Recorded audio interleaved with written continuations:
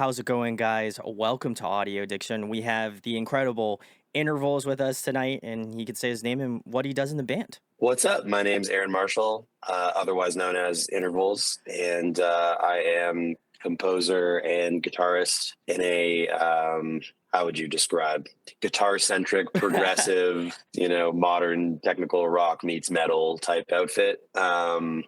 And live we perform as a touring four-piece band, but off the Woo! road it is my cross to bear. So that's sort of the best way to frame it, I suppose.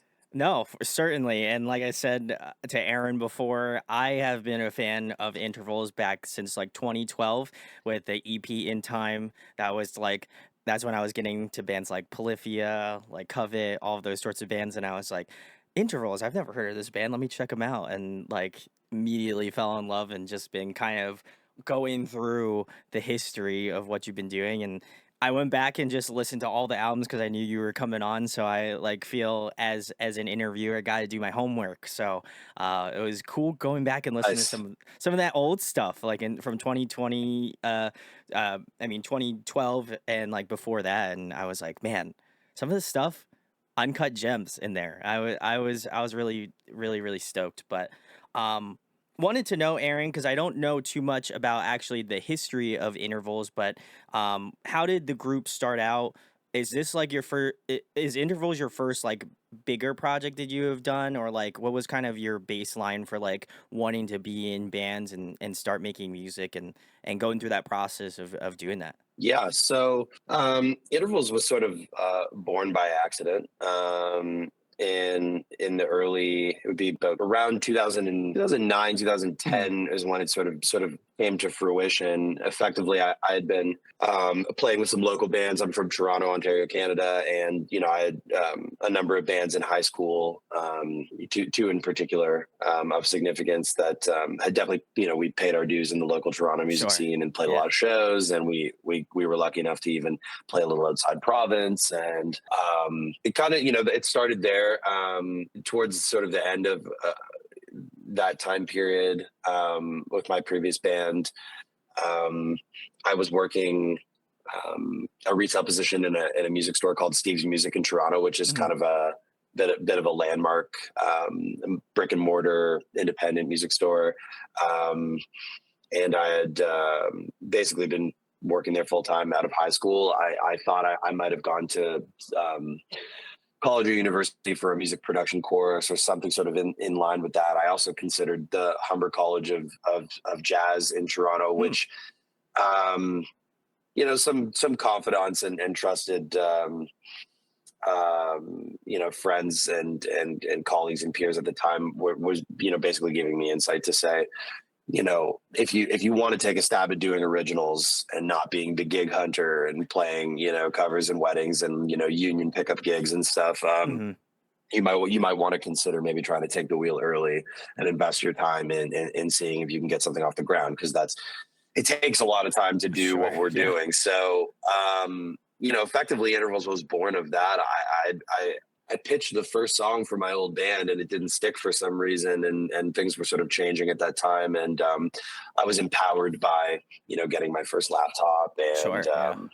a Pod XT Bean, like the red Yep. desktop modeler, and, probably some cracked software and just trying to figure out like, how to program drums and how to sort of like liberate the whole compositional process. Whereas before I'm used to just like shouting ideas across a jam room and, Sure. barely scratching ideas down into anything before we go record. A lot of stuff was committed to memory in the early days. So that's kind of like the impetus for things. And then, I had composed a few early pieces and a friend of mine, has sort of convinced me that we need to shoot what he was calling a playthrough video, which was so, it's par for the course now, but it's Yeah. really interesting because there was no frame of reference at the time. So I was like, what do you mean, like a low budget music video? Like, I don't fully understand the idea of like me sitting in a chair and you shooting Just me being like from like, six yeah. angles. I didn't love the notion, but I had to be convinced. So I needed a name and, I wasn't too committed to anything, and there was no grandiose vision. I didn't really fancy myself putting my name as the brand. It didn't really feel right. Sure. Yeah. So I guess in my early early 2010s, sort of, I guess this is just, the plurals thing was a trope, I suppose. I guess I thought it was a good idea. Funny enough, the name has certainly stuck and has that household name sort of recognition within the genre now, Sure. so I'm totally comfortable with it. But at the time, I just picked something because something just needed to go on YouTube, and I A didn't really know how placeholder. else to. Yeah.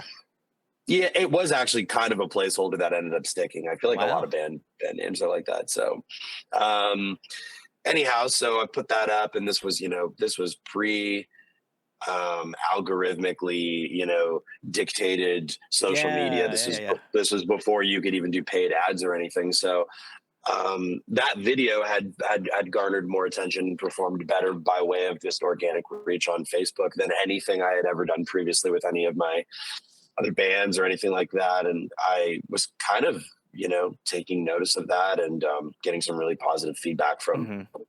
from from a ton of people, people I look up to on the internet, and friends and family and stuff. And I was like, okay, maybe there's something here. And um, I started composing some more material, and was introduced to Interval's original drummer Anoop Sasbury by way of Matt Halpern from Periphery. Nice. And Anoop started making some videos. We started sort of going back and forth about, hey, wouldn't it be cool to like play this stuff sometime? And he was 10 hours from me in Frederick, Maryland. I'm in Toronto at the time. I don't have a car. I don't have nothing. So I didn't really understand how we would do it. And then I think Halpern got maybe a little ahead of himself, and was like, hey, you guys are a band, right? You should open for Periphery in Toronto. So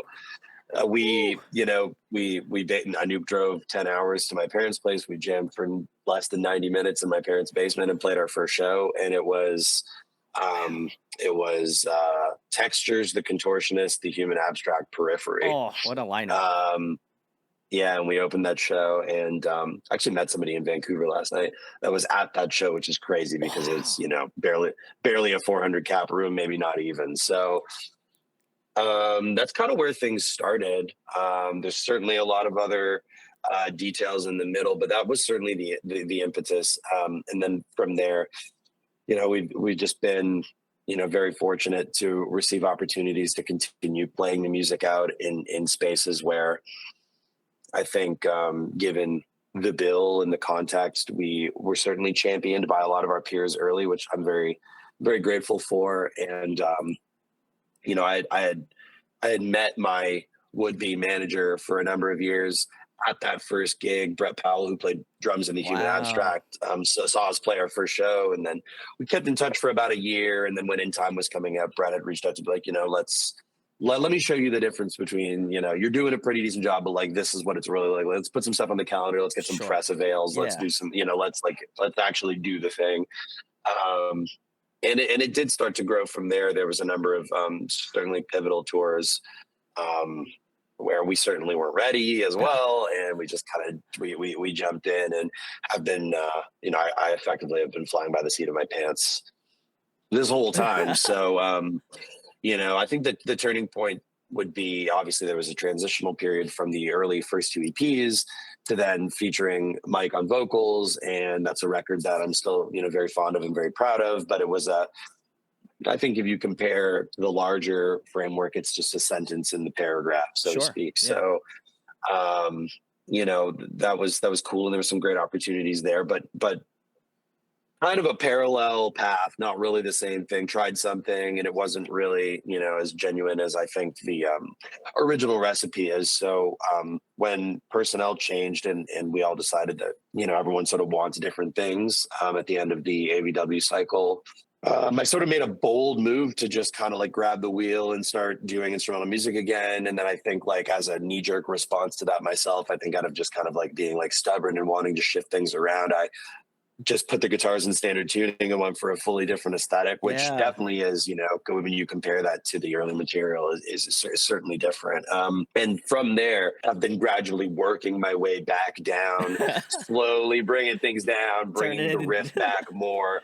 But Yeah. I feel like I wanted to make up for time lost and the fact that I wasn't, putting the foot forward that I wanted to, which is to have really infectious, top line centric guitar music that it stands apart from other things in the genre. And now we're really starting to homogenize and blend all these different worlds. I feel like the new record is like a really good blend of that stuff. So yeah, that's kind of the Coles notes. There's definitely a lot of stuff in the middle, a lot of really great tours and opportunities and things that shaped where we are now. But that's sort of the overarching kind of rundown on everything. So overview, I suppose. No, I think it's great because like I think oftentimes people look at it from like the fisheye lens of like this is the group, this is what we got, like, and everybody comes at it from different perspectives of like, again, I would argue I'm more of the OG end, and there's people that have come in for like the brand new song that just released, a couple weeks ago. And I think it's interesting to get that perspective because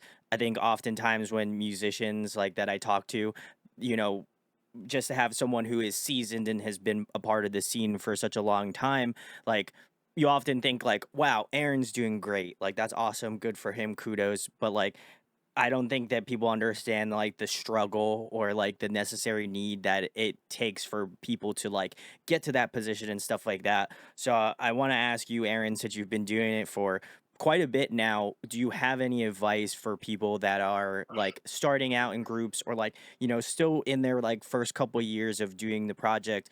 Do you have any advice for them that maybe you would have liked to have heard when you were starting out and being like, hey, like, I need this advice. Maybe I can offer this to somebody else to give them a better frame of reference or maybe a better jumping off point than what I was given. Yeah, it's a really good question. The terms of engagement are so different now. Like Yeah, it is. the game has changed so much, But at the same time, we talk about this internally often.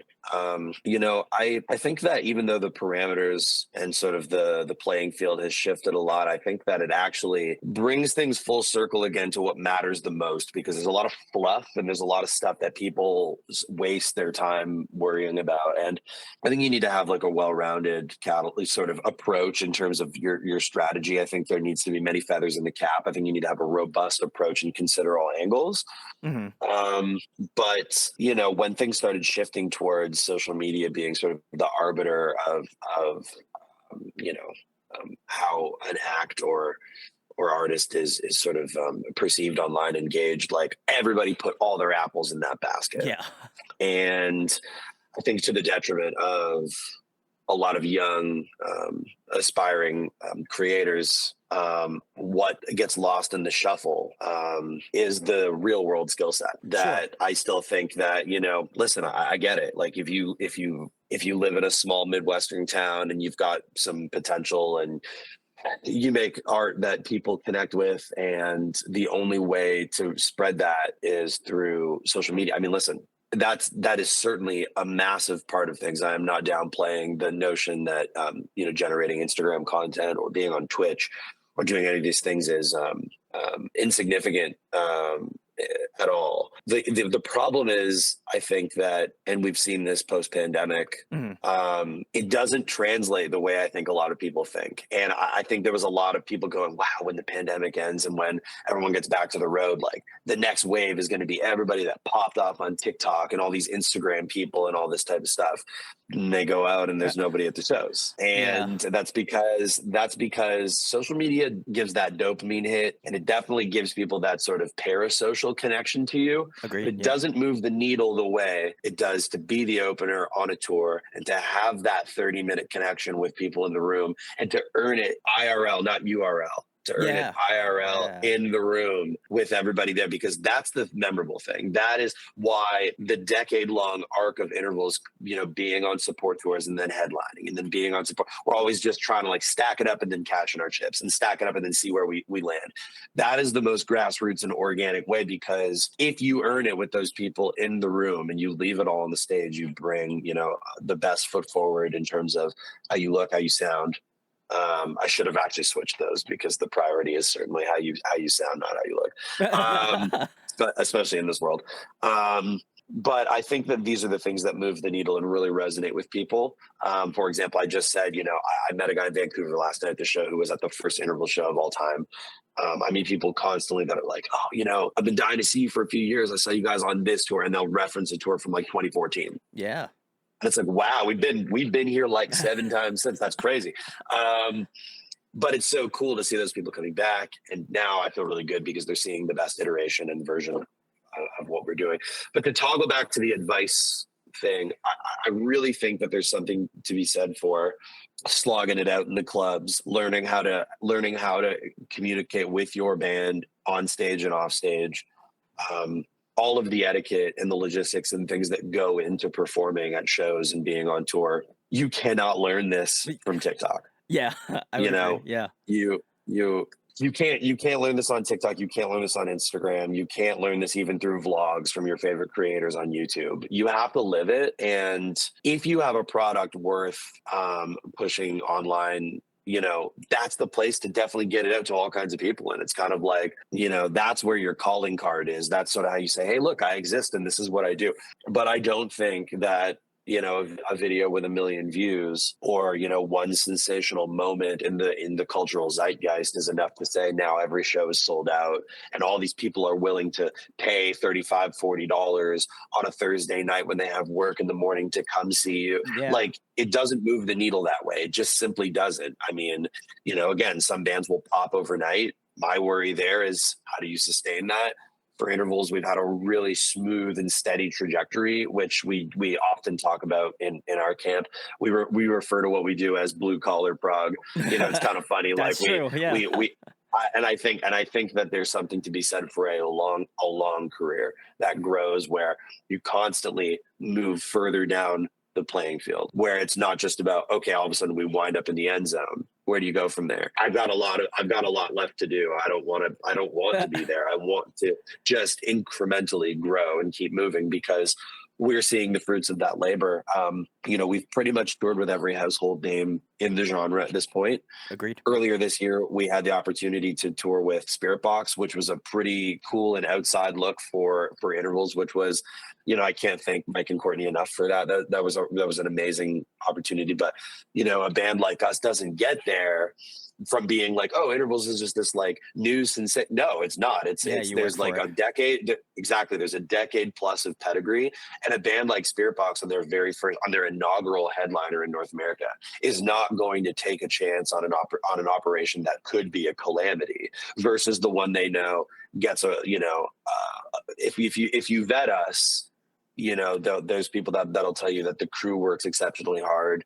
The band is, humble, no ego, and happy to be there. We'll go along to get along anywhere. We fancy ourselves a headliner in our own light, but we'll also do what we have to do to support and make sure that other tours go off without a hitch, because we're here to be a part of the whole thing. And I know exactly what type of benefits we reap in the larger picture Sure. Yeah. to do something like that. So, we're in a situation now where we can toggle between these types of opportunities, but that's not because of Interval's reputation online. I mean, listen, we've been at it for a long time, just crossed the 100,000 subscriber mark on YouTube. But that's actually, and I appreciate that. But I other than just parking playthroughs there, the odd music video and some other content, I don't really put a lot of stock in it. I actually believe that the concept of like a slight veil and the anonymity of the rock star is like sort of, I think it's dead, and there's a problem there. I think that doing everything, living your life on Twitch, having every single thing documented, and sure, we vlog, we do recaps, we put all kinds of content out while we're touring, but I think there's largely part of the process that needs to be private. And I think that Sure. when you give everything away like this, but you don't have that real world sort of like grassroots approach, this is the disconnect. This is why you have million subscriber channels. They go for their first tour and they think it's all going to be roses. And it's not, because the real world touring is still as real as It's it's ever gritty. been. Yeah. Oh yeah. And it's harder than it's ever been, with everything we're up against, with Agreed. inflation, the cost of Yep. fuel, the cost of all logistics to make a tour happen is absolutely insane these days. So, I think there's some hopeful stuff for people in there as far as advice. I also think that there's potentially some realism to that. Yeah. Yeah. Yeah. And I think that hopefully people temper that and go, okay, you know what? Yeah, I need, like, my content game should be strong. how to make sick videos. You need a strong video companion to all of this music. You've got to do all that stuff for sure. If you're spending all of your time on Instagram and Twitch because it makes you feel validated, but things aren't translating in the real world, you need to ask yourself, what am I doing? Sure. What are we really doing? If you want to be a household traditional name that moves the needle with fans in terms of selling tickets and having music streamed or people consuming your records and things like that, you have to go put the real world work in. You simply don't get it from, sitting in a podcast chair or just making fluffy video content, Yeah. because it falls apart when you don't look like you know how to communicate with your band. It falls apart when you don't know how to react in situations where maybe gear is leaving you high and dry. Technology will screw you at all points, and you need Yeah. to make sure that you have the experience to get the show on the rails. If you don't know what it feels like to stand in front of an audience for the longest 20 seconds of your life, while you either need to fix something or your crew needs to, and you're lucky if you have crew, and you probably only have crew if you have experience, these are the types of things where you just, unless you go out there and cut your teeth, you won't do it. You won't have that to fall back on. So all of that is to say, make sure you're well rounded, Yeah. do it all, but don't put all of your stock in social media and the internet, because it's going to be pretty embarrassing when you get into the real world, and it's very clear that you just do your thing from the bedroom. So that's No, an great, opportunity great to sort of get advice. real with people. No, and I appreciate that because I think oftentimes, like, I look at and I appreciate the great advice, Aaron, but I feel like oftentimes, like, people look at it from the perspective of like, oh, well, I gotta look my best. I gotta make sure it looks the cleanest. I gotta make sure all of these things that you can tie up in like post production. You can fix all of these things, right? And I think like I appreciate just the honestness about it because I think oftentimes you look at bands online and you're like, that's really cool. I love that. And I love watching that type of content. It's great content, but I know it's content, right? And if I go out and see intervals live, which I've seen intervals live, I know you guys can crush it live. So I don't have any worry knowing that if I see you in a chair where someone has shot you from 20 different angles and a 360 camera, like I know Aaron can do it. I don't have any doubt in my mind that I know he can play it. But like I feel like people don't realize that like social media and the way that you go about it is more of a facilitator to get you to people, to get you to contacts, to whatever. And I think that we view it as the lens of like, oh, this has to be everything and all things, and I have to do this. And obviously, for myself, it's a little different because I interview bands, and so I want to be able to try to put people's names out there. Not that I feel like Aaron needs any more people to be in contact with because he's been doing it, but like it's a cool lens to get it from someone directly that's been slogging it out, that has been grinding it out. And I think that oftentimes I feel like some artists are maybe afraid to be like, hey, I'm gonna tell you the hard truth, right? I'm gonna tell you that this is not as easy as it looks. And that Exactly. often afraid that scares people, right? Because you're like, man, I don't like Aaron coming at me like this. This is not good. Like, I'm not happy about that. But I think it's like I think it's a necessary thing, right? Because I think at the end of the day, it's like I know that I may not be the best interviewer under the face of the earth, but I'm going to try every damn time to make sure that I can be the best interviewer. So I can do research. So I can make sure that if I'm having someone on, that I'm putting my best foot forward. And I feel like other people should also take that same sort of context that Aaron has laid out, where you want to be able to put your best foot forward, and sometimes shit isn't going to work the way that you want it to, but sometimes you just got to work on the fly. You got to be very flexible, and you have to be able to like deal with the shit in the moment and like know that you can get out of it if you just like put your head down and just really devote yourself to it. Because obviously it's been paying dividends. I mean, they're currently out on tour with a Tesseract, which is awesome. So I think it's like as you said, Aaron, just the fruits of your labor and being able to put in, obviously, well deserved, certainly. So appreciate the advice. It was great advice. Yeah, thanks, man. I mean, I don't know. I don't see enough people sort of.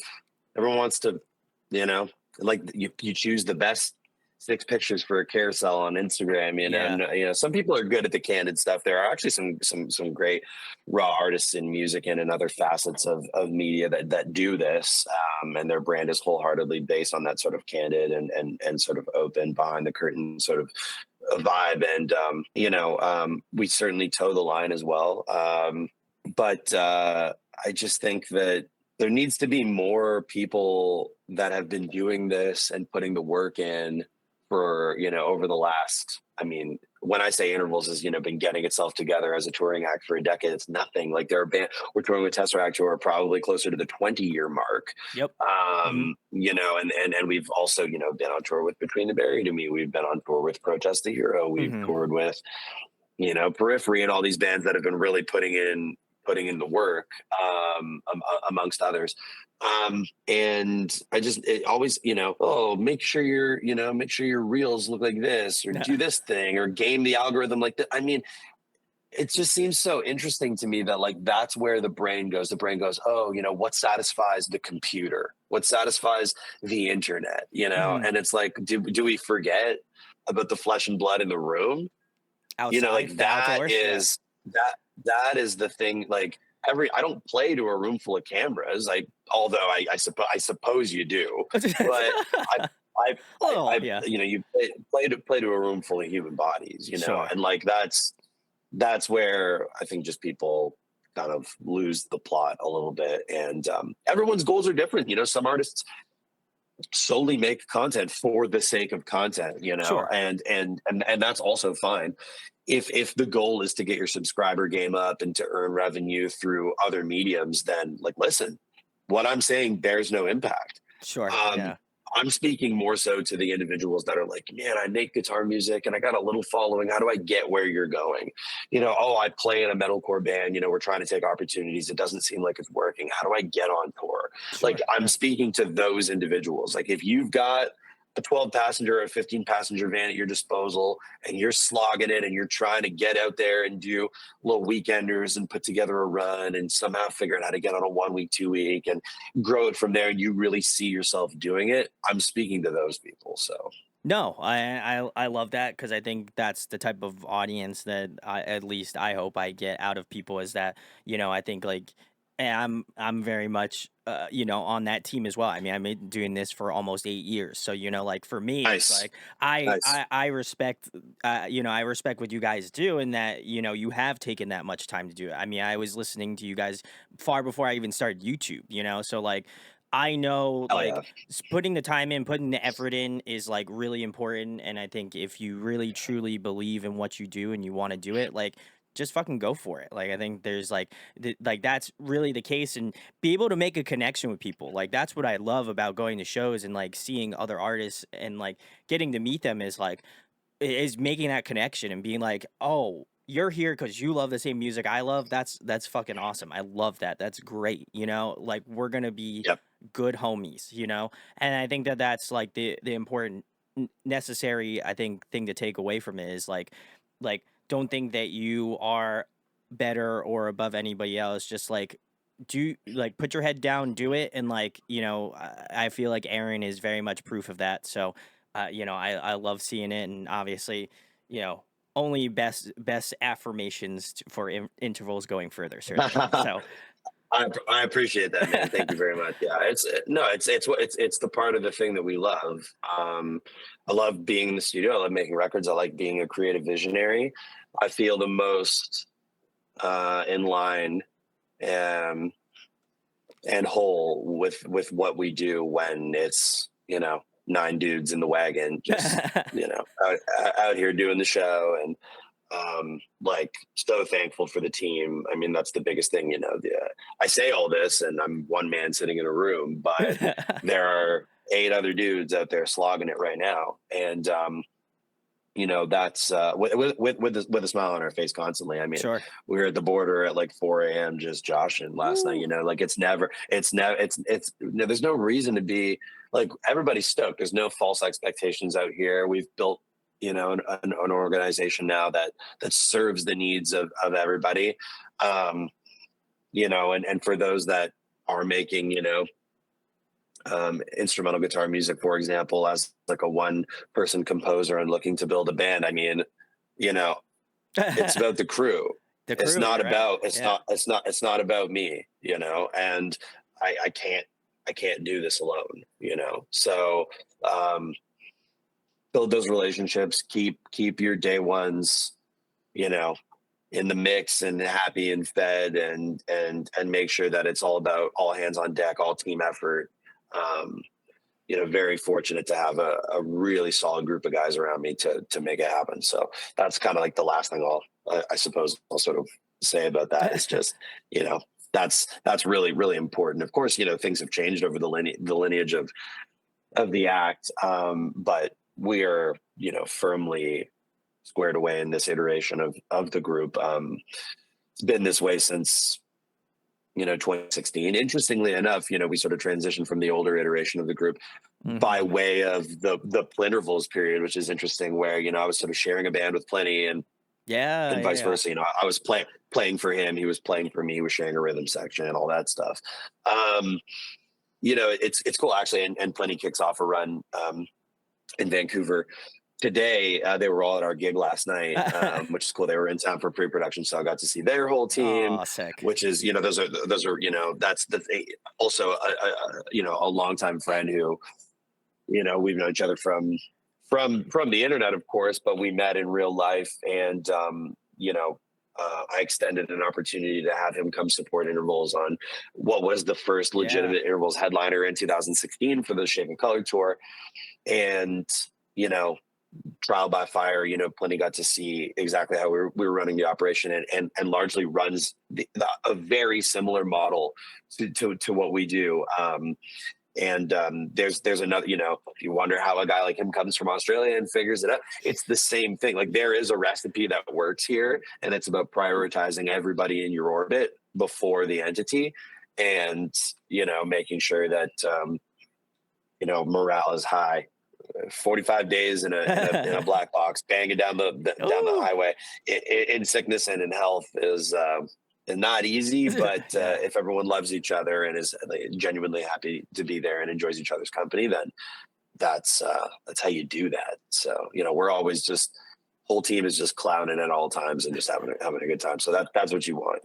Yeah, no, absolutely. And I feel like it's a perfect transition to ask you the next thing. Sure. Obviously, as you mentioned, you and Plenty are very close. I'm curious if there's ever will be or possibly an opportunity for you guys to do maybe like a split. Is that something you guys have talked about or maybe thought of putting together since you guys, again have toured together, you've worked closely together. I'm always curious of whether or not that would ever come to fruition or not. I mean, we're not opposed. We were both performers and instructors at John Petrucci's camp this Oh, summer, and we sick. were talking about it. And I think the tough thing is that, given that we both obviously have independent careers and Yeah. trajectories, scheduling is tough. He lives in the upside down, so Oh, I he's know. 12 Yeah. hours, 14 hours plus. And he's got an EP coming out in December. We have a whole record coming out within the first quarter of the new year.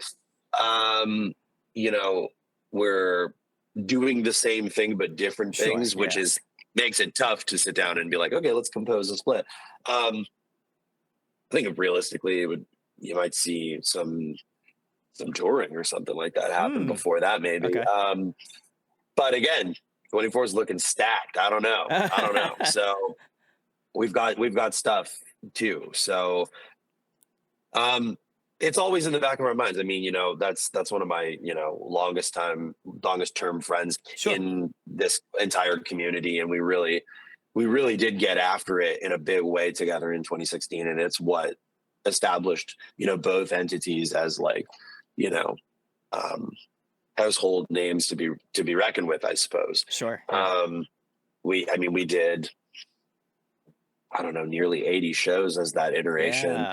That's all, awesome. all supporting animals as leaders, and you know, 2 tours supporting animals, Europe and North America. I also went to Australia with Plenty right after our Europe tour with animals, and it was Polaris intervals Plenty, which is insane. Um, that doesn't even make sense in my brain anymore. Considering how amazing the trajectory for players has been, I'm so Yeah. happy for those guys. Yeah. And then earlier that year we had done the Shape of Color tour as well. So we've done, actually, 80 sounds light. We did a lot of shows. We did a lot of shows. So yeah, it's cool, man. Love those guys. Like they were all at the show last night. It's like seeing our big extended family. Yeah.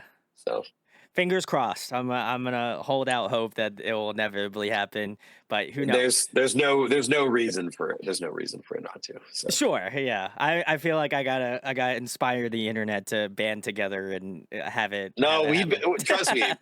We're we're all collectively manifesting. Don't worry. There we We go. he and I talk about it. So Oh, so okay, so it's on the table. I like that. Well, the next question I have for you, Aaron, is I did see a shift, as you mentioned, from A Voice Within to The Shape and Color, and like I have kind of two questions that shout out to my homie Jared. We kind of were on the same wavelength, and he was just talking about how the thought process from A Voice Within, where you had Mike do vocals, and then from the yep. next record, The Shape and Color, where obviously you went back to doing the instrumental music writing, like how did you want to approach it differently, because again, going from like a vocalist and having vocals to just doing the instrumental stuff, which I mean Ira is already familiar with, but maybe that might have come as a surprise to most people. How did you kind of weather that storm of like trying to be like, should we have Mike come on and maybe do the next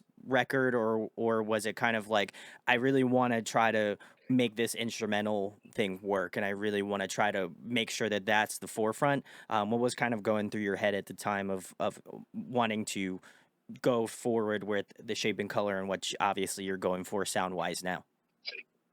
Yeah. Um.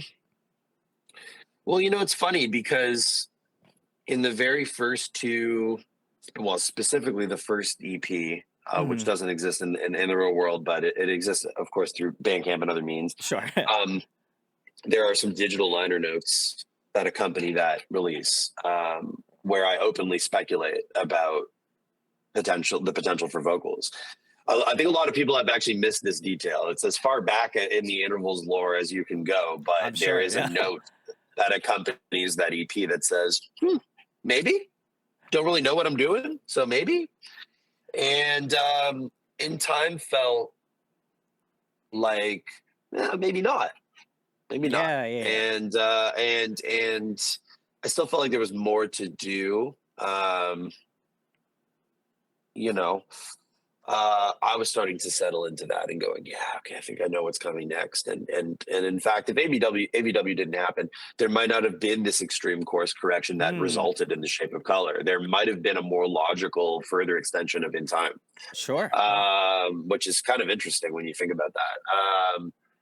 But what people don't remember is that Mike was playing bass in the instrumental iteration of Intervals before he sang.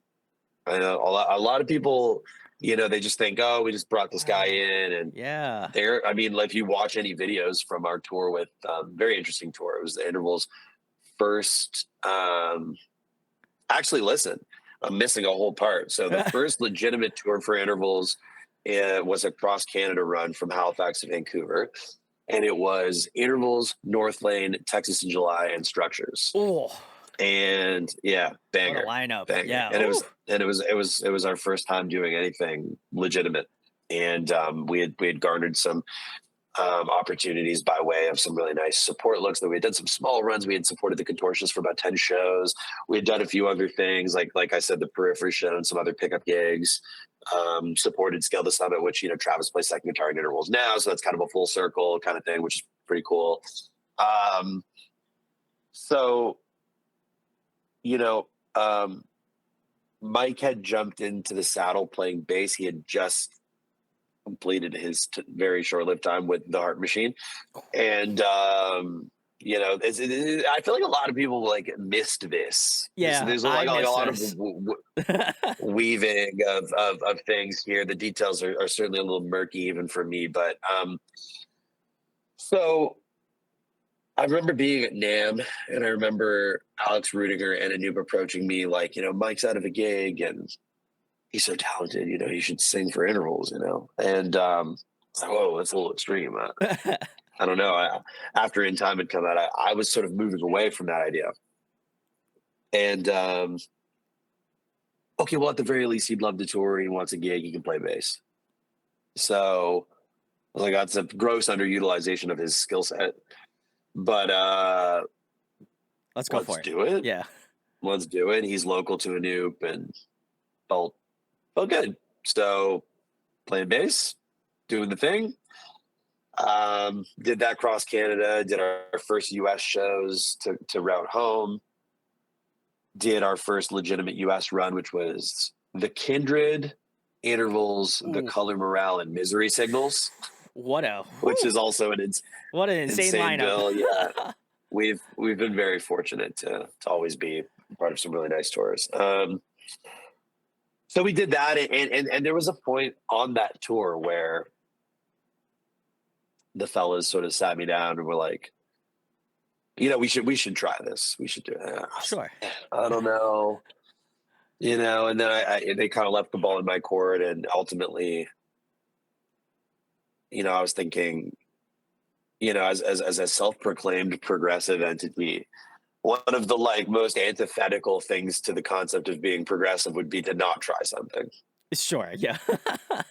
So funny how the community receives that. If you consume progressive music, you swear you'd be open to ideas. Apparently not. Yeah. Um, so not to say that they weren't, but it certainly parts the Red Sea. If you Sure. know what I'm saying, Oh yeah, of it course. definitely draws a line in the sand. So um, I said okay.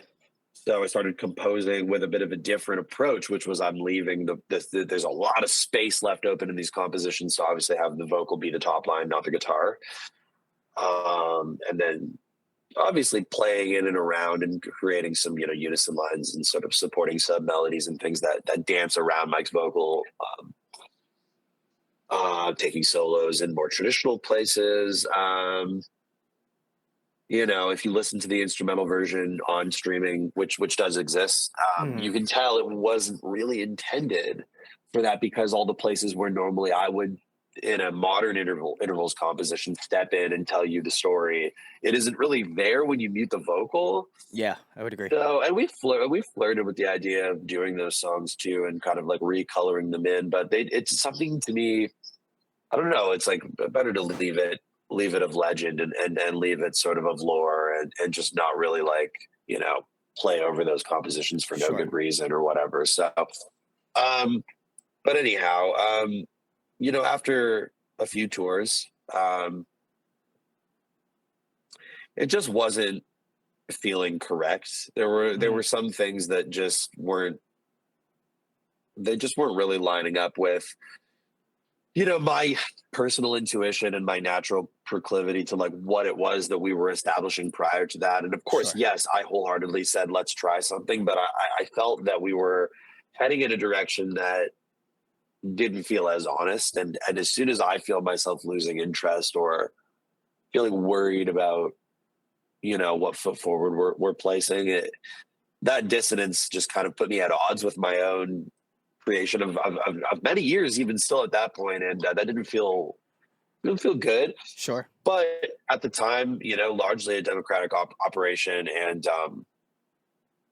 I did not make that decision alone. And contrary to what people think they know, clearly there's a lot of pedigree here that I don't think people really fully Oh know yeah. about. How Yeah. could Yeah. how could you? Nobody ever does about anything. Allegations of XYZ in extreme cases, or in situations like this. Like there are member changes, and constant lineup changes in all sorts of facets, of the music industry, and they're never as salacious as Sure. or Yeah. not never, but a lot of the time it's not. It can be very mundane, or it can just be a whole set of parameters that people don't fully understand because the public isn't privy to it. So um, I did not make that decision alone. And I felt as if we were on the same page with the notion of sort of what I was describing there, where we had taken a turn in a different direction, but it wasn't feeling It correct wasn't and right. natural. Yeah. And, so we had established that we would, revert and take the wheel and go back to building upon, the logical extension Yeah. from from In Time. Like I said, sort of picking the pieces back up. Um, and in turn, the other parties had deliberated that's actually not what they wanted. Sure. Yeah. Um, so I think that given a bit of a tumultuous period there, some radio silence amongst parties, me wanting to continue moving forward, but feeling like there needed to be a palate cleanser, so to speak. The Shape of Color was that sort of knee jerk sort of response to being like, rather than just picking up and being like, oh, AVW never happened, and Hmm. and just kind of acting as if it was just a blip in time, which I guess in the larger scheme it does sort of feel that way, but um, the Shape of Color felt natural in the sense that it's like I'm gonna just, you know, I'm not even just gonna shuffle the pieces on the deck. It's like if we were playing checkers, now we're playing chess. So Yeah. let's play a different game and let's just go for something different. Also, out of limitation and out of testing myself, I was like, I'm not relying on drop tuning, and I'm not relying on some of these things that maybe might feel like I'm still living in that world. I really wanted to just change the scene Hmm. overall, and that's what that was. It's incredible to me that record still resonates with people, considering the sound is starting to shift back, but I think that's well warranted, given a bit of a departure. Sure. Yeah. Um, the way forward was kind of like, oh, here's like an expansion on that sound, Agreed. Yep. and then Circadian was like, okay, here's where I think we're gonna head, and then this new record is firmly like, this is the homogenized, you know, harmonized amalgamation of like the early, more riff forward and more like urgent, aggressive sort of edge to things, combined with, my confidence in where I am withdrawing an identity through these pieces by way of top line or other melodic elements, and then stepping our game up on things like sound design and additional production. I mean, it's certainly the most dense and robust sounding intervals record yet. Whole team worked super hard. We recorded in a wonderful facility. It really is. It is just the most honest and logical Next extension of step. yeah. I truly believe so. But just to put a bow on your question, like, you know, I only ever act out of impulse. Sure. Um, which it sounds reckless, but I think that your gut instinct is often the thing that you really need to honor that in some degree. Sure. I think Yeah. you need to curate and vet and bounce stuff off your confidants, management, people within the team, etc. Some things I certainly check myself on. No, here's a Sure. crazy idea. Yeah, no, you're crazy. Okay, got it. Or here's a crazy idea. Oh, I'm not really sure. Your life to live.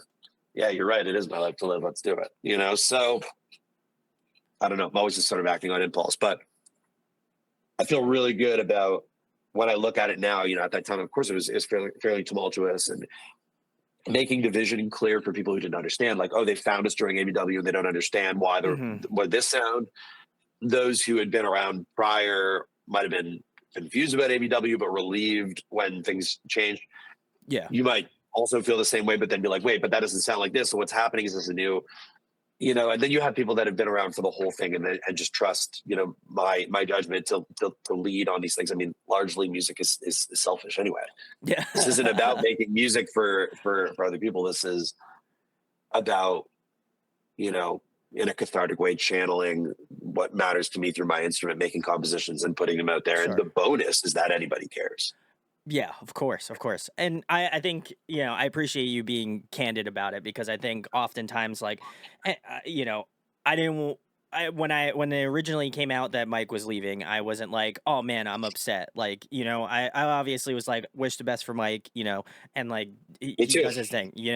Um, But I 100%. also I also, like, understand that, like, things change, bands change, they evolve, they do different things, and, like, even from the jump from AVW to The Shape of Color, I was like, "Man, he went from, like, drop tuning to just standard tuning," and, like, that's a change in of itself, and I just feel like it was almost as if, like, it was just a dog pile. You're just like, "Okay, we're changing vocalists, we're changing sound, we're doing all Yeah. this stuff all right now, so if you join right now, you'll you'll be at the front of the line knowing what's going on, Yeah. and so Yeah. Yeah.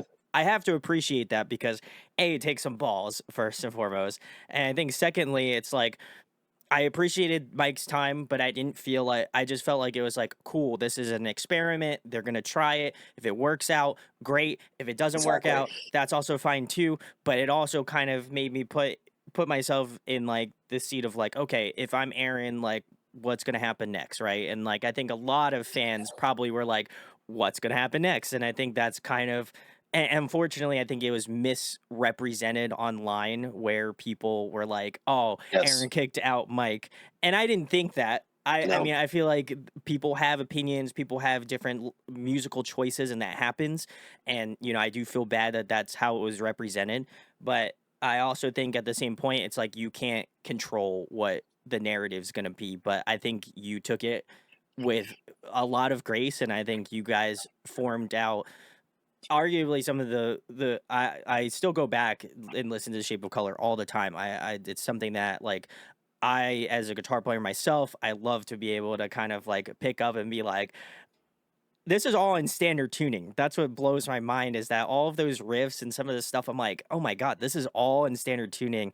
It like must have taken just like such a thought process on how to like go about it or write it differently when you're so used to writing in like a drop C or like a drop D or even heavier drop B, drop A, all that sort of stuff. And so it was very cool to get a perspective from like a heavy or sort of album, but in standard tuning because like I hadn't really kind of thought about it in that light, but it was so cool to get that perspective. And I even listened to the newest song, Mnemonic, which I highly recommend everybody go check out. I'll leave a link in the description. But I was like, holy shit. I was like, they went heavier again. This is crazy. Like, I was not Yeah. expecting them to go heavier. And I went back and listened to Circadian. I went back and listened to Way Forward. And I was just like, it was so cool to see that shift from the shape and color after that to like you kind of being the like vocal lines of the group. Like it was something like there was literally a shift in the music writing where I was like,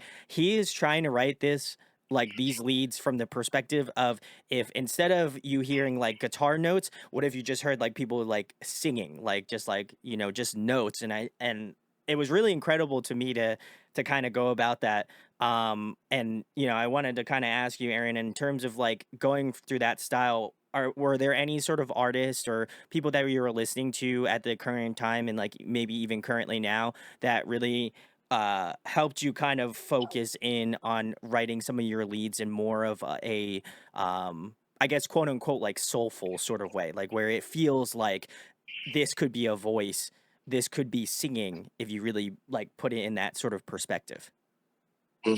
Absolutely. Yeah. So, I mean, for me, like that's kind of the thing that if I was to say there's something that differentiates what we do amongst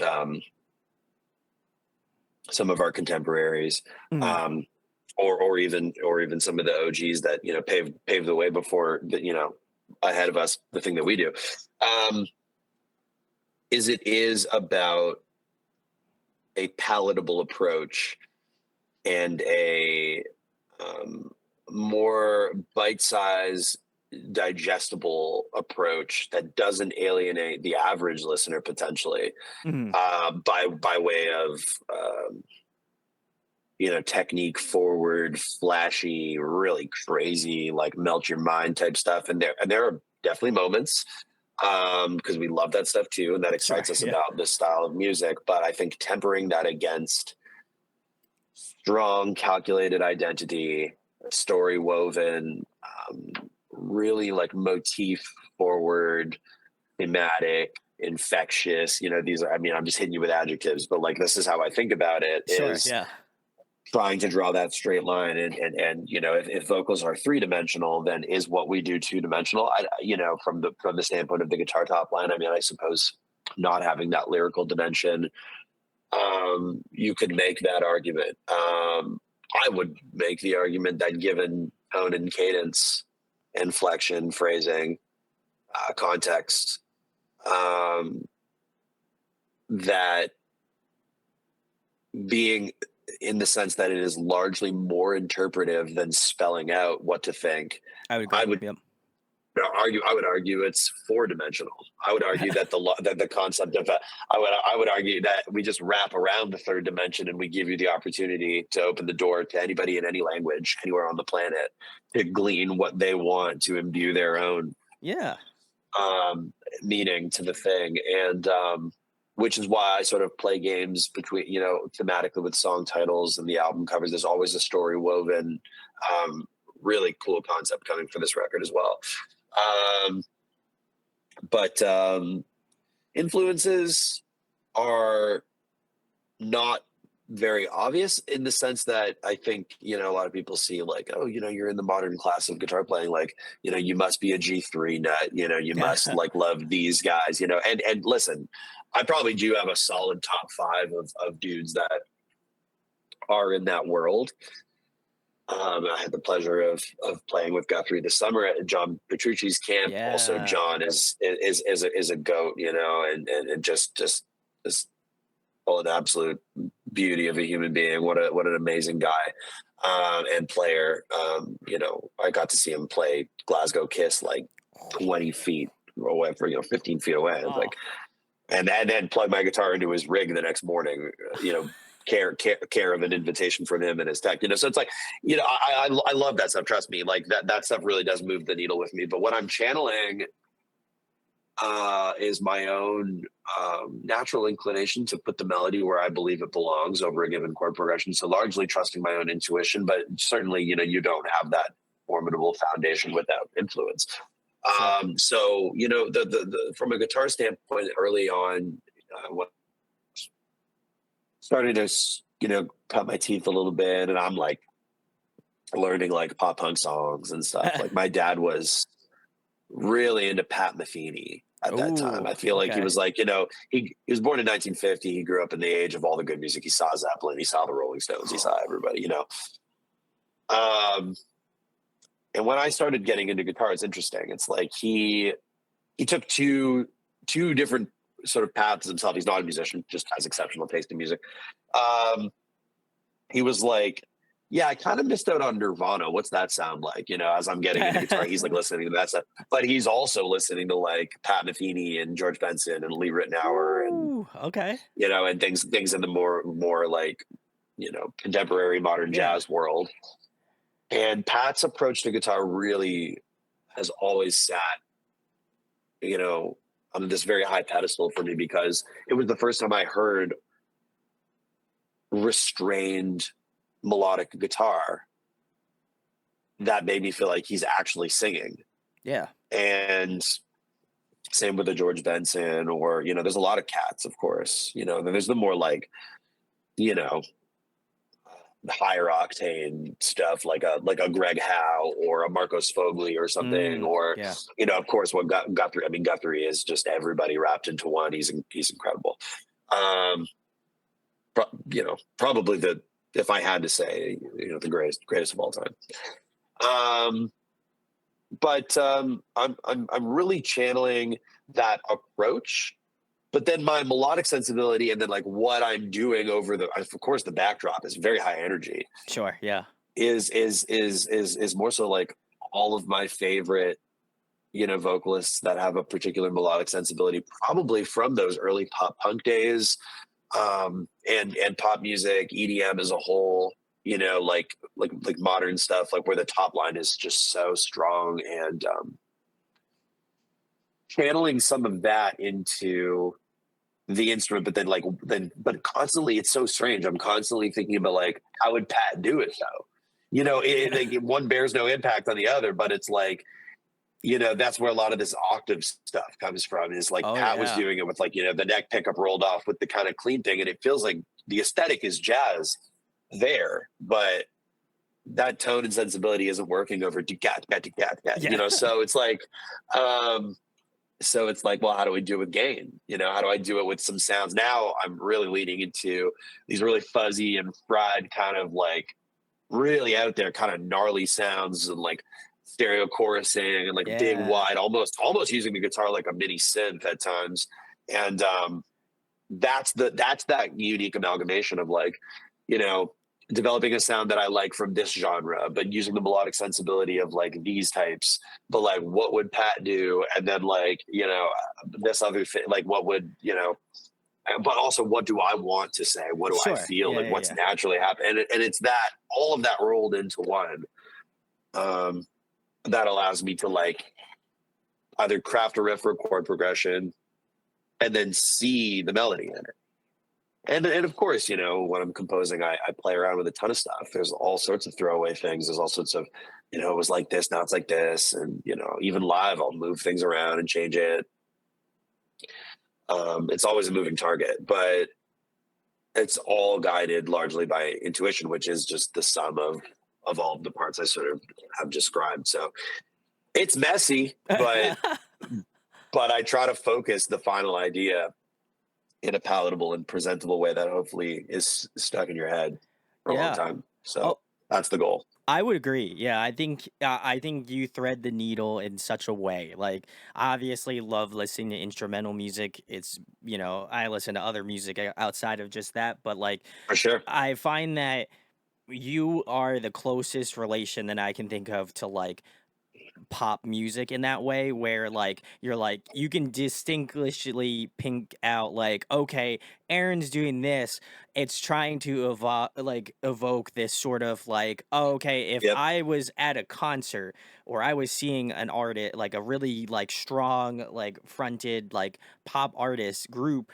like that's like the top end, like that's what I'm searching for, and I find that you guys hit that to a T where like I'm listening, I'm like, man, if this was just like some like chick singing or some guy singing, like I would totally be about it. And obviously I would be about it anyway, but I think the way that in a weird way you make the guitar sing, that I feel like other other of your people within the scene of music, I find that like melodically they take maybe a different approach, and that's great. But I find that Sure. you're the closely related to like we're trying to do progressive music, but we also want to make sure it's inviting for people who like maybe aren't a fan of instrumental music to come in and be like, wow, Yes. that sounds like a vocal line.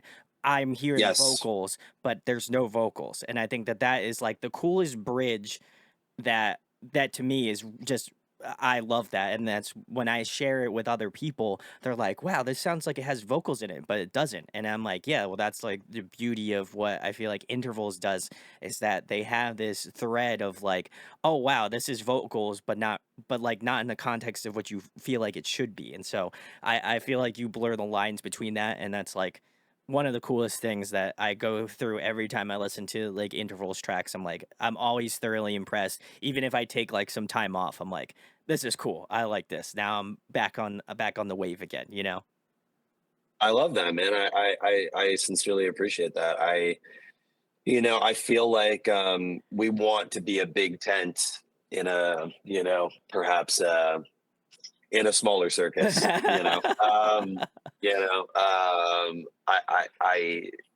I don't want to alienate.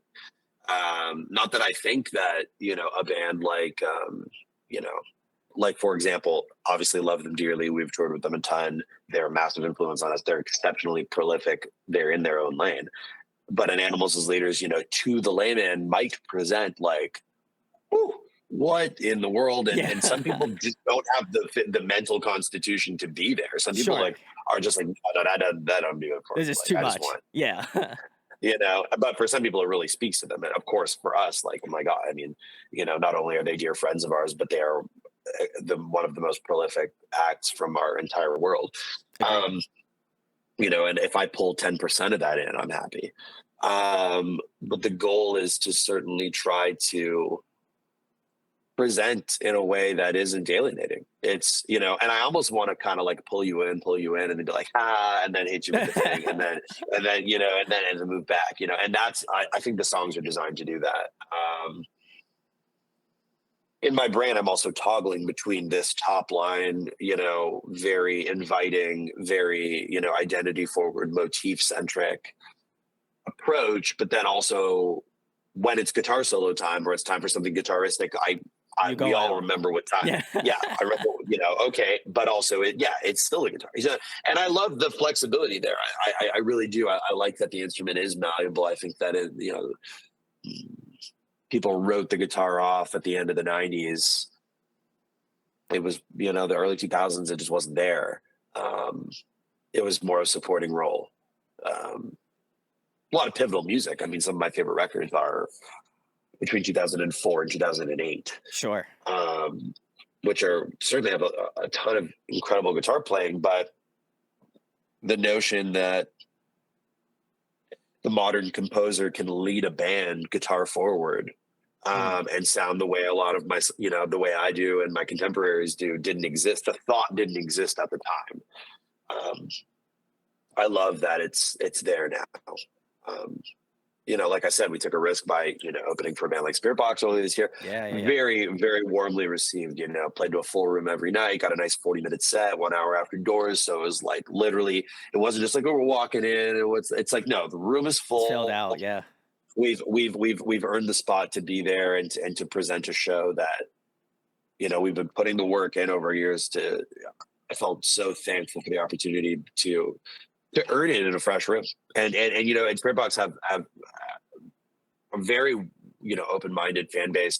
A lot of the people that are into their music are also fans of the style of, Oh, yeah. modern metal as a whole. Yeah. So you get those types that have either heard of you, maybe never seen you, or people who have because they're showgoers in the community and they go to everything. Or you have people fresh out of TikTok from the pandemic that found Spirit Box and Courtney and that have never been to a show at all, and they're Yeah, riding the yeah. barricade waiting for her, and they're looking at us going, "You're not going to yell?" Like, I think I like that. And then they're kind of dancing a They're little bit. You're like, vibing, yeah. yeah, you know what I mean? So, like, to me, I love it. I love a little resistance. I love to soften a room up. I Yeah. really do enjoy those tours. Like, and that's something that I think that some bands don't like that. They just want to like come out. And if you're a metalcore band, I think largely like, you're as if the music beats ass, then you're You're widely done. Yeah. received, and yeah, it's good to go. The breakdown hits, the 808's tight, like okay, perfect, like run it, Yeah, yeah, yeah. but we can be viewed as the sore thumb at times. I mean, that's potentially an old trope from like the early days, like for example, Intervals, in time is barely out, and we're supporting Misery Signals and the Color Mirage. But like people were like, What the hell? Yeah. what in the world, especially in 2013, Ooh, yeah, no it way. was it Yeah. was it was met with way more Oh, resistance than that. I'm sure. The dude with the big spacers and the camo shorts and the neck Yeah. tattoo was like, No way. I'm not gonna what? listen to this. Epiphany hits and he's like, but then by the time that first riff hits, kind of like, oh shit, Oh, okay. I like this. Yeah. So so I like that, and now we're out with, for example, Alluvial is super heavy, Yeah, yeah, yeah. but our set is also tailored to fit perfectly between an Alluvial and a Tesseract, and Intervals fits, a lot more with the world of Tesseract. I mean, that's a band these are guys that we've looked up to for a long time. Intervals had the pleasure of also supporting Tesseract in Europe in 2014 Very alongside cool. Protest the Hero, and it's a long time friendship there as well, and so cool to like support them on this endeavor. So yeah, it's interesting. I'm just so thankful that there is a swath of the metal community that has a really open mind, and we're either converting new folks or we're, ingraining and reiterating and solidifying within the community as well. So hopefully the new record in the new year is another really strong feather in the cap. We've got some really cool tours. We're going to make some bold plays Oh, in some markets and try to, make that Big Ten, Yeah. as big as possible. So um, I'm excited. I feel really good about it. So I feel like you guys are the art of winning people over, and I mean, like I said, not for me. I feel like I've already been won over, but I would inspire people. If you have not seen Intervals live, what a fantastic show to go see live. 100%, really spot on. So love seeing them. nice.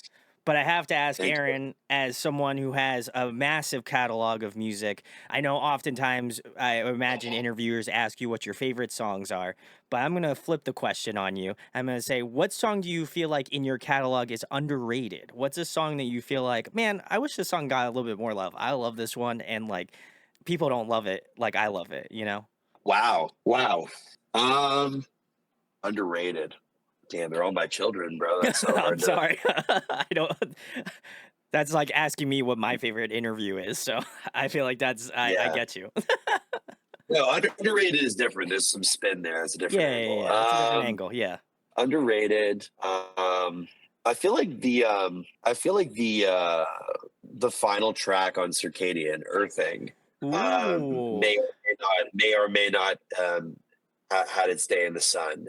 It was never, obviously not presented as a single. With the way streaming goes, the bulk of the sensationalism happens within the first like three tracks on a record, which is kind of crazy. I'm still a large proponent of the LP being consumed as one piece. My guy. I think that Yes. that's because I like, again, I mean, you also have me out here talking about, you know, grassroots touring and like, oh, I suppose we could go back to that. And my advice would be flyer a telephone pole or get a MySpace page or something. But no, I'm a little old school in my approach. But I think that I would go with that. You think the outros, like the final tracks on most records, I try to leave it as a cliffhanger. And also, Earthing was a sort of an unofficial sequel to The Waterfront, which was the second to last track on The Way Forward. Wow. Um, yeah, actually, if you listen to them as a 1-2 punch, you'll see what I mean. I'm gonna have to now. So yeah, yeah, yeah, yeah. Well, live would be really fun to actually do that as a bit of a Close extended out. sequel. Yeah. Or not as the outro, but to do it as a two-part, sort of like one into the other. Could be, maybe that would I perhaps present that in a way that make more sense for people. But yeah, that's going to be my pick, I think, because I really love that tune. We have yet to play it live. Um, Hmm. Actually, the fellas and I have been talking about, we're going to pull a bunch of new music in this next cycle from the new record, but also there's some stuff that never saw the light of day from previous records, just because building a set, you can only do so Sure. much, Yeah. and we have a lot of staples now that people expect to hear. So that tune, and maybe see if we can figure out how to play Rubicon Artist.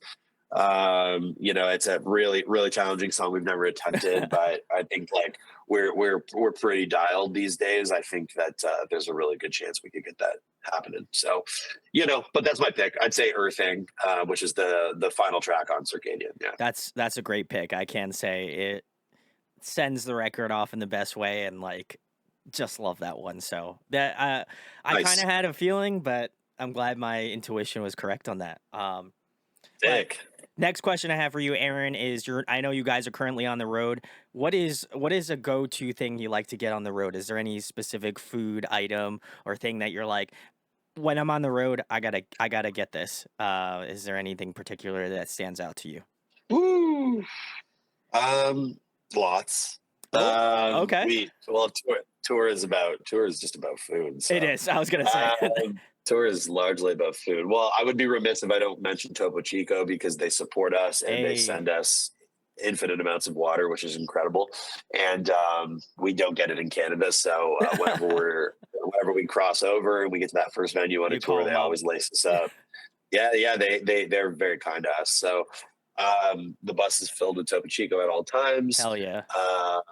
which is incredible. And no, the tour staples, honestly, like we will seek out a meal, um, at least once per day or every other day. And there's staples in every city that we are really fond of. Um, but honestly, our secret weapon is my front of house engineer and tour manager Chase actually has a custom kitchen in a road case, What? which is a standing desk that comes out of a road case, and it's got an induction burner and a flat top. We also have a barbecue and a pressure cooker in the bottom that gets Wow. stored.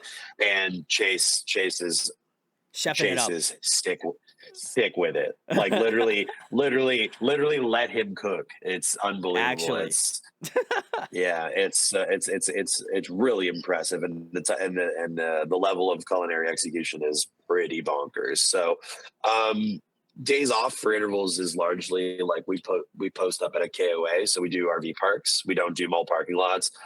If you're living in a bus and you spend every day off in a Walmart or a mall parking lot, you are a bum. I'm joking. I mean that in the most loving way. But take that bus to a proper place. Shore power, running water, Yeah. laundry, good scenery. Obviously not every band is equipped to cook, so I get it. If you just would rather be in a mall parking lot so you can eat something and then sleep in your bunk all day, fine. But we are decked out, and what we do is we game the rider the day before an off day, and we'll get 3 to 4 racks of eggs. We'll do a bunch of packs of bacon. The our freezer is hilarious. It's just filled with like hash browns and all kinds of like breakfast foods and stuff. Seriously. And That's then we'll awesome. just like team breakfast in the morning, Hey, pop a topo, maybe a little, some frozen margaritas, let's go. just, and then dinner time, Chase will just be like, all right, I'm gonna do like the other day he made Texas chili, Nathan made Woo. homemade bread in the wagon. Um, we had some the other like one of the first meals on this tour, we had like homemade brown butter gnocchi with Oh mushrooms and my a bunch god. of yeah. He'll do like butter chicken. He'll do butter chicken and basmati rice in like red solo cups because that's hilarious. Sometimes he'll bring like some vacuum packed like marinated meats and things from at home, and he'll do like we'll just have like shawarma on the road, or he'll do um, all kinds of stuff. I mean, it's really, chili cheese dogs is easy, burgers is easy, like all that stuff. It's just, so we love that. That's a staple for us, really, is it's about cooking with the team and hanging out. And we really, and we, for the whole tour too, like we always try to like, Tesseract had a day off with us the other day. We parked our wagons at an RV park side by side. We had a cookout all day long. Woo. Um, so we love that. But when it comes to like going out and stuff, like there's a there's a taco truck in a gas station parking lot next to Emo's in Austin, Texas. That is like a staple. Got to get a Love tacos. chorizo quesadilla there Woo. every single time. That's my jam. So we love some stuff like that. The team goes for coffee every morning. We'll wake up. Travis or somebody will usually drop a bougie coffee rec in the group chat, and then we all just get up and go. So We're we like, just all went to one right. here in Spokane, had a sick latte. Um, yeah, that's the kind of stuff that gets us going. I can't just pick one thing because tour is way more complex and diverse than that. That's So, that's fair. I mean, and not everybody is so fortunate to have a chase. So everybody get a chase. I mean that. Whew, yo, what a goat. that's my chase. That don't take That's don't my take Aaron's chase. don't take Aaron's chase. Just go find your own chase.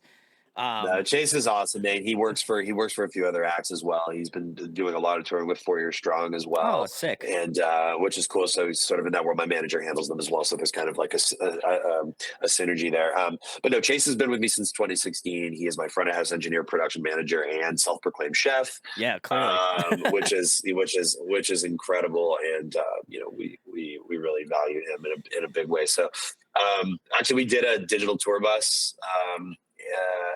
On this one at the Chicago House of Blues, and it features the road case I'm gonna kitchen. have There's to check also it out. some media from the Spirit Box tour as well, actually, where we had a day off at Sweetwater, and there's like a little recap where Chase did like a rig rundown on the kitchen. So it exists. You can find it on my socials. It's pretty funny. I'm So gonna have to watch it because I yeah, yeah, am a huge foodie and I also consider myself to be an amateur cook. So I love seeing that. That's like top tier. So salutes to yeah. you, Chase. That's awesome.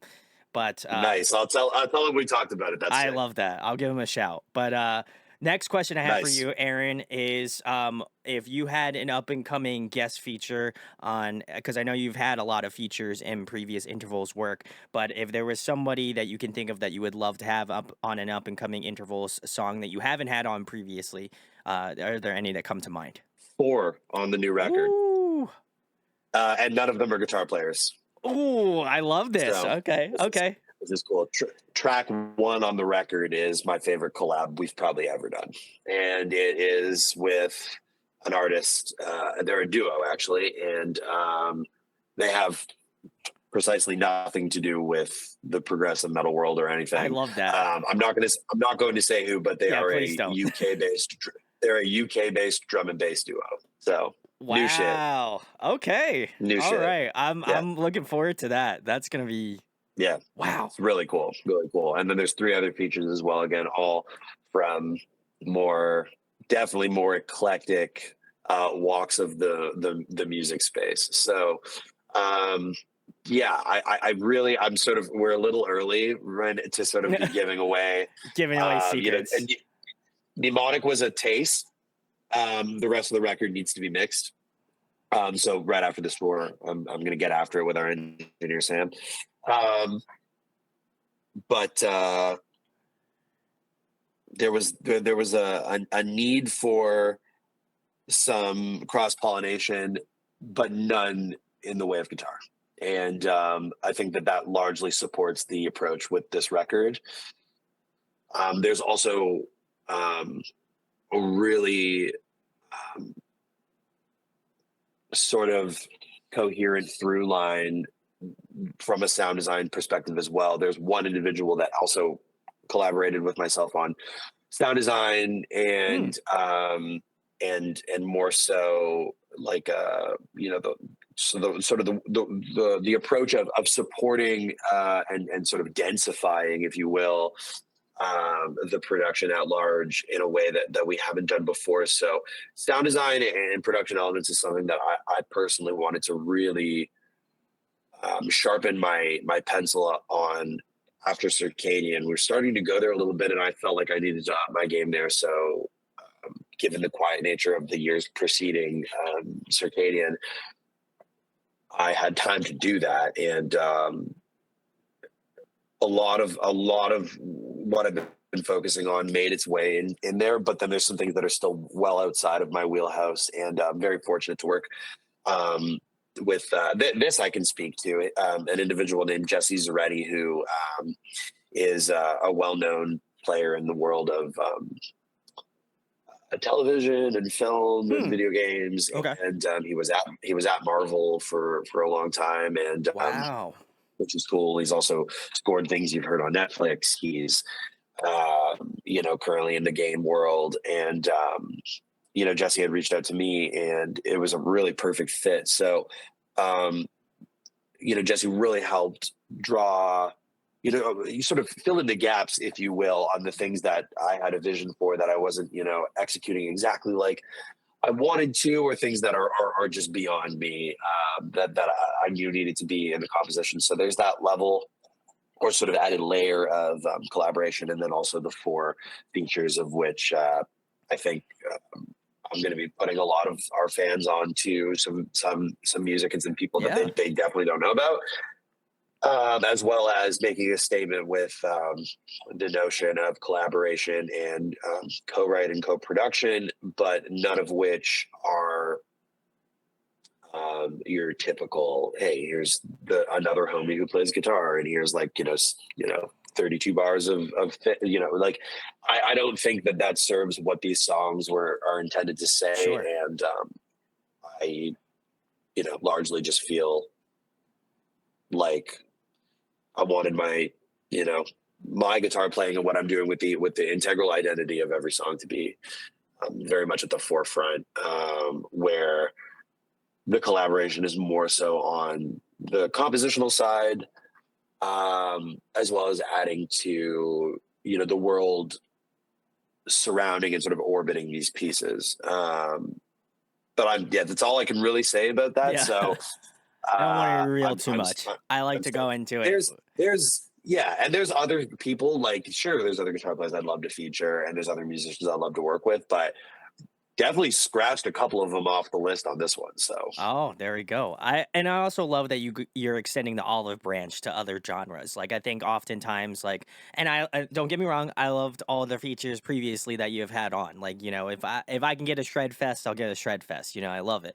But I also appreciate when artists go out and they're like, "Hey, you'll never expect me to work with a drum and bass artist," right? Like and I think that that's so crucial because it's like that cross pollination of like the drum and bass artist and the drum and bass people that listen to that duo may not have heard of intervals and vice versa, and so it's like this really great opportunity to build a bridge, and so I love that, and I think it just makes me ultimately excited to know that as much as I'm not gonna get a shred fest, which is a little sad in my heart, but also I'm so open to the idea of like, hey, there's gonna be some like crazy shit going on in this album that I'm not prepared for. And I think that that makes me more excited than getting a shred fest. yeah, No offense to trust me, shred there's some people. shredding. I'm sure There's there is. listen, there's some stuff, and Jacob went absolutely ham. There's Oh, some very innovative bass stuff hey happening as yo, well. This is the first time where we could really kind of like, I mean, Circadian was largely recorded remotely, so we were in studio for the sum total of a month together doing these songs, and a lot more latitude for stretching out and everybody really putting their own stamp on everything. And so there's all that stuff.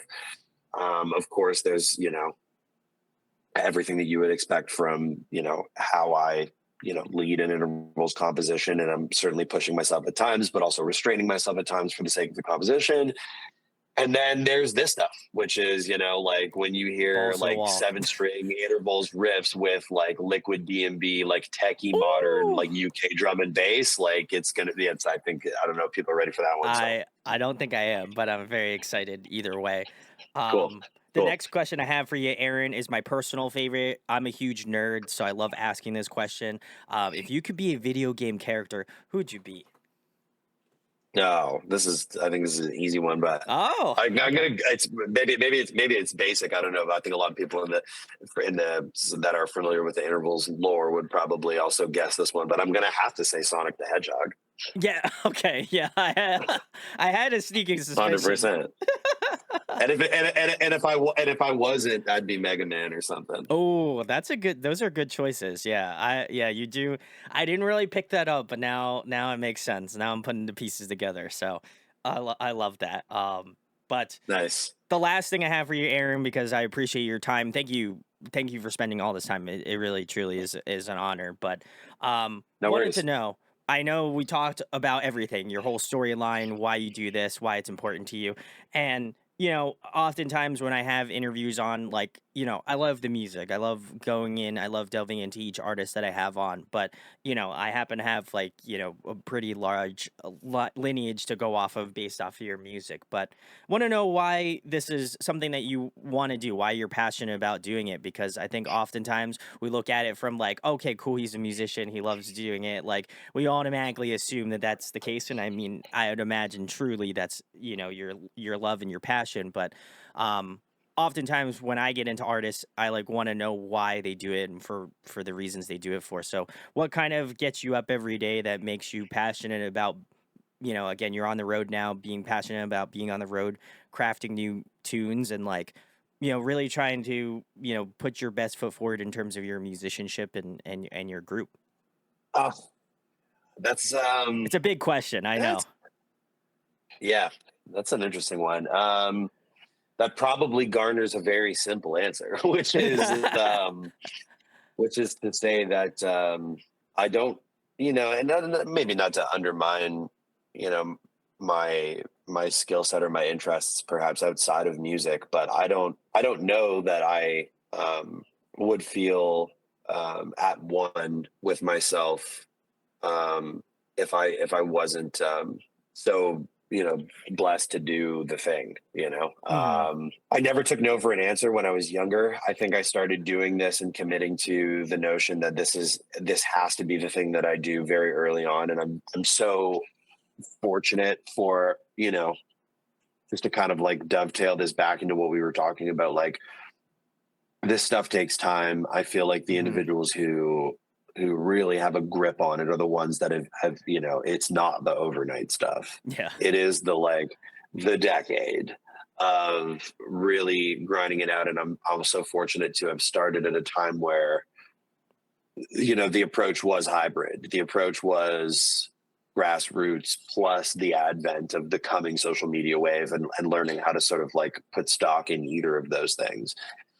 And by way of just being given the opportunity to get going in a world where, yeah, it was expensive, but it wasn't as crazy as it is now. And I was in my early 20s, and you know, um, very, very fortunate to also have parents that believe in me, Yeah. and those years where you're really in that gray area where you're trying to figure it out, and you're not really showing perhaps any, maybe you're showing a little bit of promise and potential, but it's not really all the way there yet. And you have a lot of people kind of wondering, like, how do you get by and what are you doing? Like, I couldn't see a reality where I wasn't, and I didn't put enough stock into what if I don't. It was Sure. always I'm doing the thing. It's not like, oh, but what's Plan B look like, and maybe I should feather the nest in case, like, there's some tragedy or failure here or whatever. Never never felt like an option.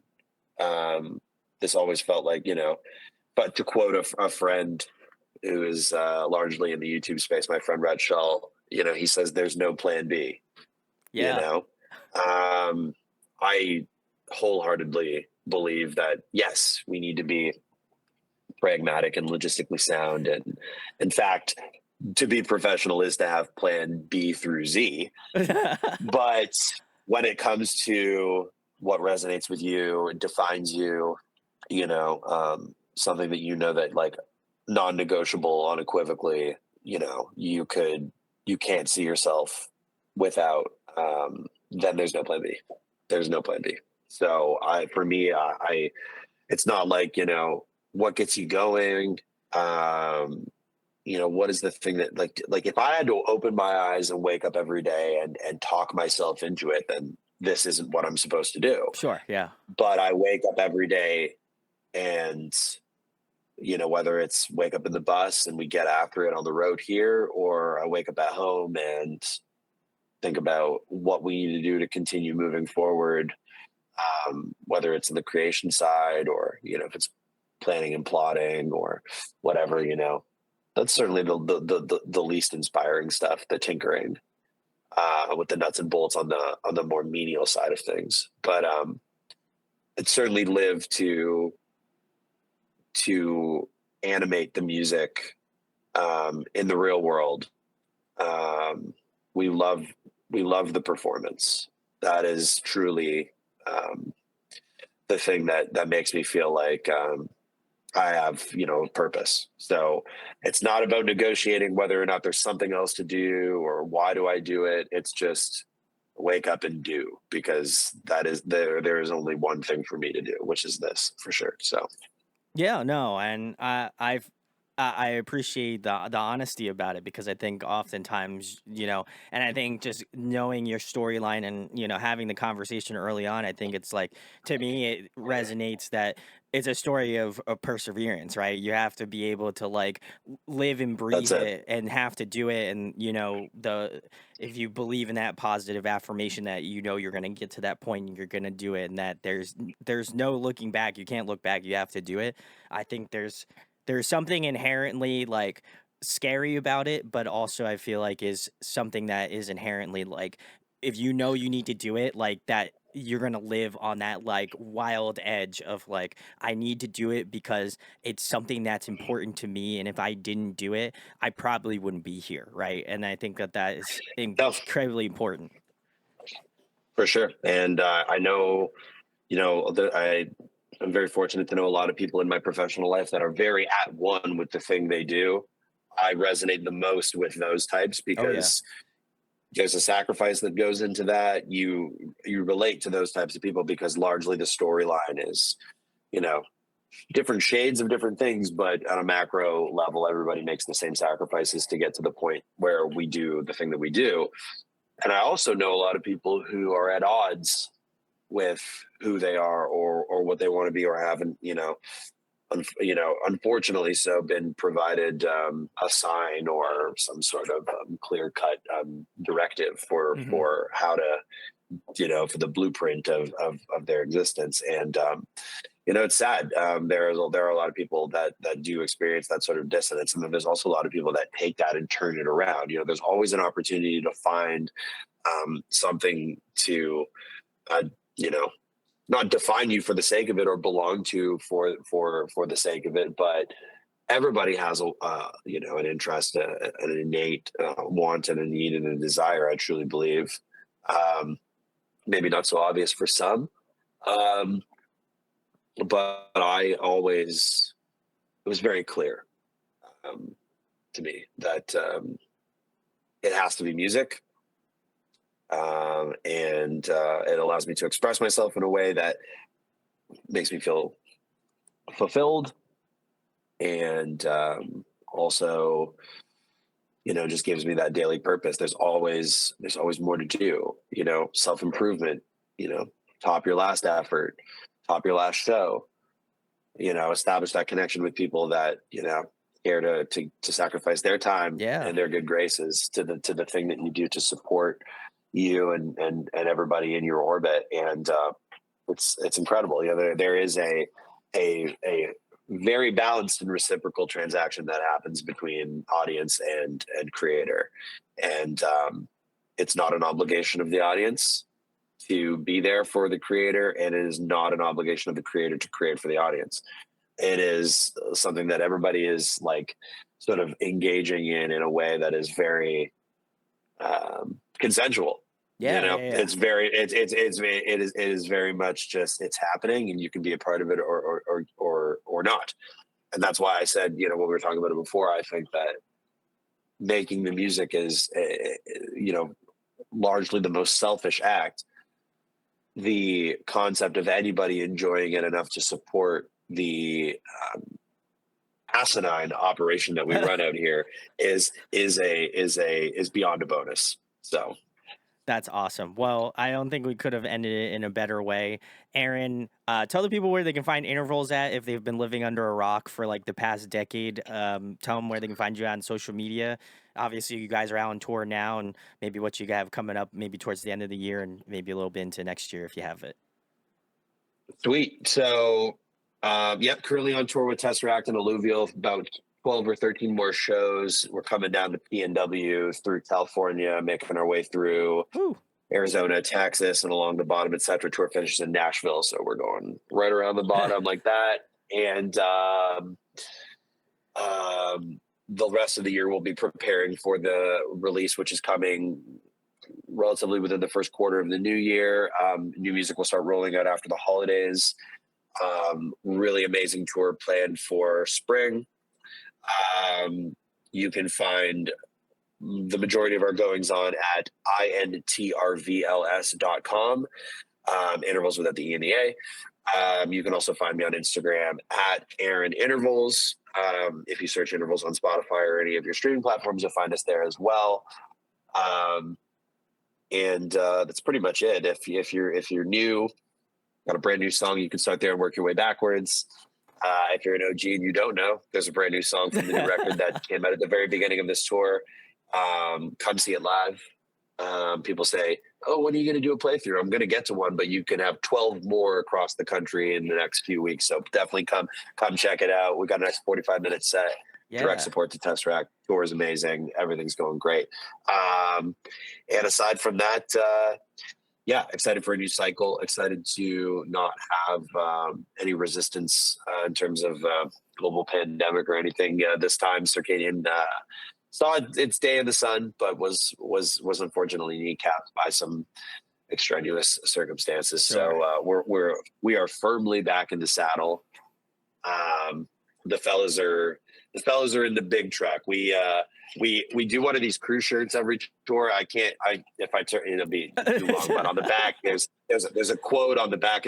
We do like something different every time, and the quote on the back of the crew shirt for this tour says, "A bad day in the big rig is better than a good day in the office." So that's what I'll leave you with.